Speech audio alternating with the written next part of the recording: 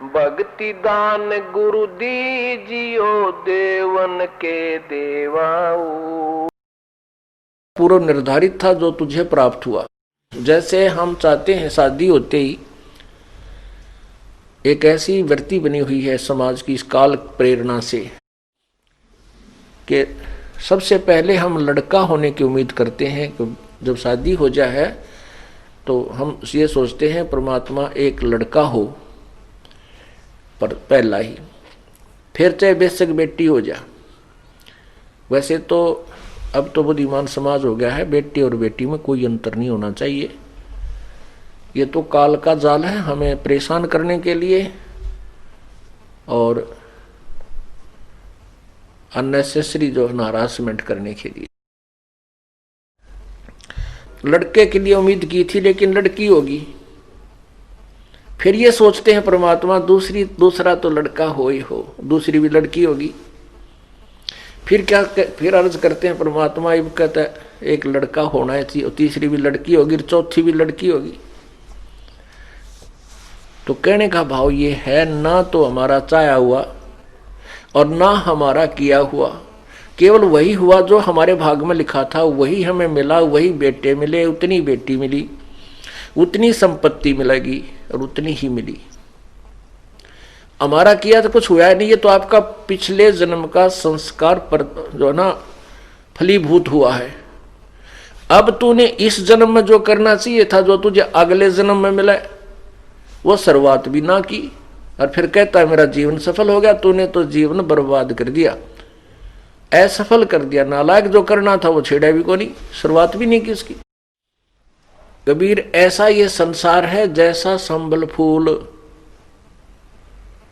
कहते हैं सुअ संबल से या और लागे डोडे ढूंढ।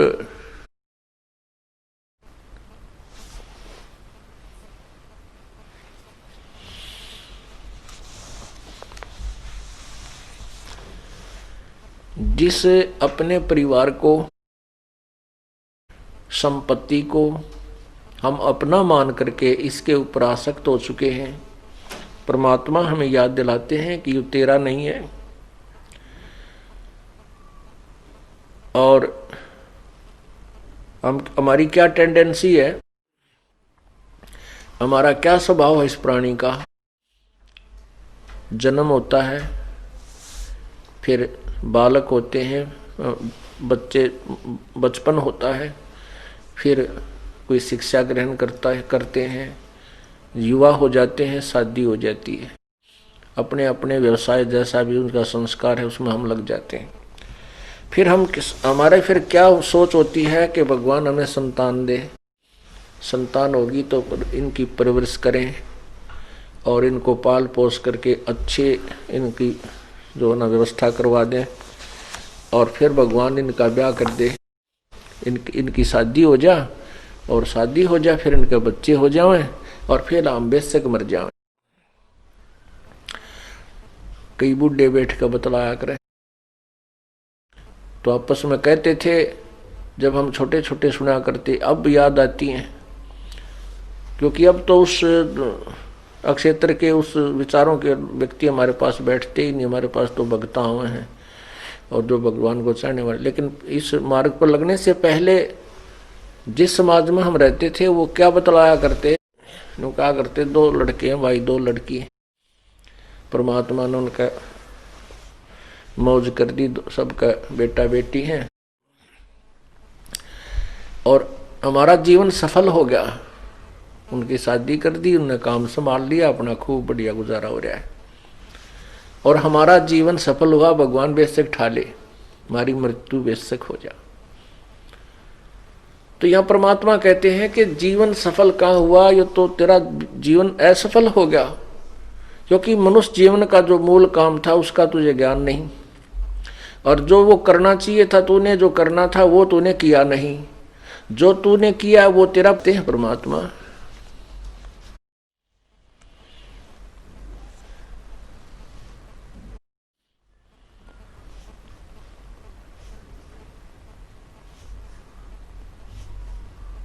जैसे एक संभल का वृक्ष होता है, संभल। उस संभल के वृक्ष के फल बहुत ही अच्छे होते हैं, फूल भी बढ़िया होते हैं।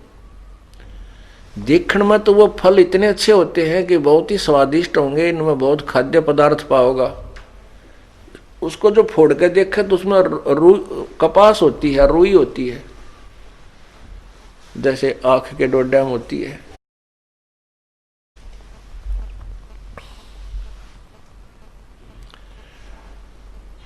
एक तोता पक्षी होता है, वो तोता पक्षी जो है ना पके हुए फलों को खाता है, और जब वो संभल का वृक्ष बड़ा होता है तो उसको तोता उस पर आस रखता है कि ये वृक्ष बड़ा होगा, इसका फल लगेंगे। 10-12 वर्ष में वो संभल का वृक्ष बड़ा हुआ, फल लगने लगे। जब फल लगने लगे तो तोते ने सोचा फल पक गया, इसको खा ले तू। संभल के फल को खाने के उद्देश्य से, पके हुए फल को खाने के उद्देश्य से तोते ने चोंच मारी आछी दबा के, और वो चोंच मारते ही रुई उसके मुंह में फंस गई चोंच में। अब उसने सोचा था आनंद लूंगा, फल मीठा फल पाओगा, खाऊंगा, और वह चोंच फंस गई उसकी चोंच में, उसने वह रुई फंस गई उसकी चोंच में, जान बचानी मुश्किल होगी।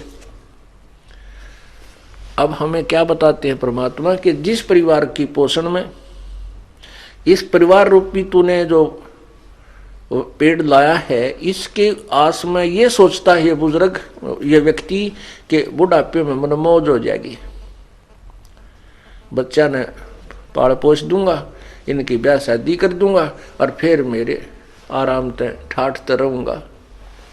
बुढ़ापे में तो रह लिया ठाठते, तेरा जिए जानेगा जैसा तू ठाठते रहेगा।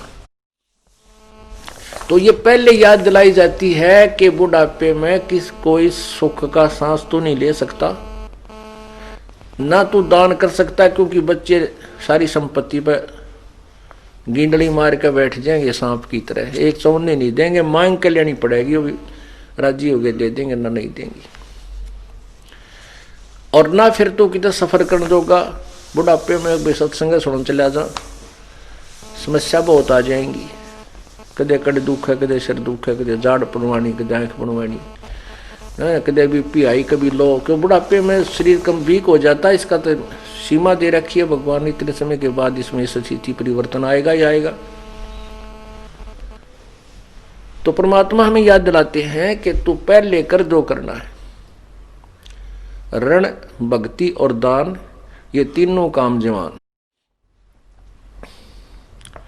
फिर भी जो बुजुर्ग हैं, बूढ़े हैं, पुण्यात्मा हैं, यदि परमात्मा के नाम पर लग जाएंगे तो परमात्मा धीरे धीरे उसका रास्ता खोलेगा, उसके शरीर में भी सुख देगा, उनके बच्चों की बुद्धि में परिवर्तन करेगा,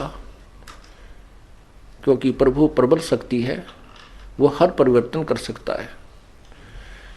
तो कहने का भाव यह है कि जो पहले लग गए तो बहुत अच्छा, उसके बच्चे भी ठीक लाइन पकड़ जाएंगे, उनकी पुत्र वधुआ होंगी, वह भी भगवान होंगी, भगवान के चरणों में लग जाएंगी, पूरे परिवार में एक सुथरा माहौल बना रहेगा। और जो परमात्मा से दूर हैं या बिल्कुल लास्ट में आएंगे, कोई ऐसी घबराने की बात नहीं है, लाभ उसको भी मिलेगा, लेकिन उसी रेसो में मिलेगा। एक बार ये दास सत्संग कर रहा था, एक बूढ़ा बुजुर्ग दूर अपने मतलब दूसरे बेटे की मकान की छत के ऊपर बैठ के होके पाड़र सत्संग तो नहीं सुनना था उसने, पर हमने स्पीकर ला रखा था, उसके काना में पड़ेंगे ही होके पिएगा सुनेगा। तो अगले दिन वो बुजुर्ग आके कहने लगा, महाराज जी आपकी बात सुनी मेरा तो कलेजा पाटन हो गया, मेरा तो कलेजा मुंह को आने लगा, आपने जो ज्ञान सुनाया, सत्संग सुनाया। क्या सुनाया? और बात तेरे काम न आवे, तू संतों शरण लाग रे, के सोवे गफलत में बंदे, जाग जाग नर जाग रे।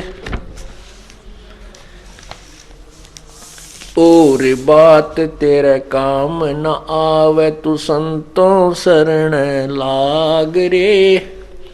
के सोवे गफलत में बंदे, जाग जाग नर जाग रे। जाग जाग नर जाग रे। और तन सराय में जीव मुसाफिरी, करता रहे दिमाग रे। तन सराय में जीव मुसाफिरी, करता रहे दिमाग रे। रात बसेरा कर ले डेरा, चले सवेरा त्याग रे।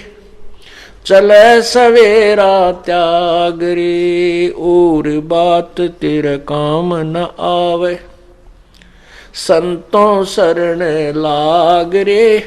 के सोवे गफलत में बंदे, जाग जाग नर जाग रे। जाग जाग नर जाग रे।